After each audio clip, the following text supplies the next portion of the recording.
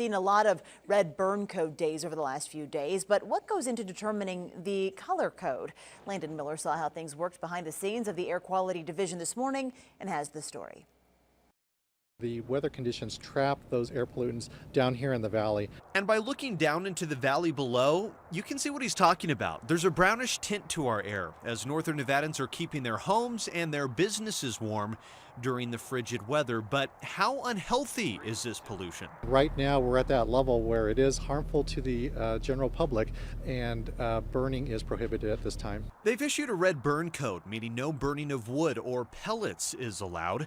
The health district has 7 of these air monitoring stations located throughout the county. From the outside, it looks like a trailer with some technical things on top, but inside, it's a different story. To make sure that all the parameters are within spec. Craig Peterson keeps an eye on various gauges inside. The pollutants that we measure here are carbon monoxide, ozone, sulfur dioxide, particulate matter, and oxides of nitrogen. Or, in simpler terms, pollution. Peterson says over the last few days, all of the levels are up, with the exception of ozone.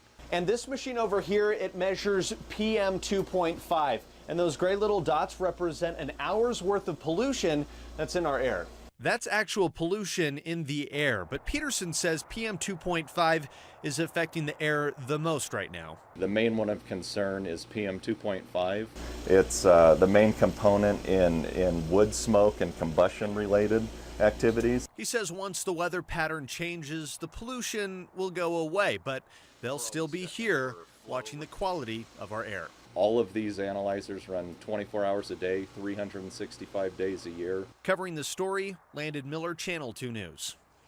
Even though the red burn code is still in effect, you can be exempt from the burn ban if fireplaces or stoves are the only ways to heat your house.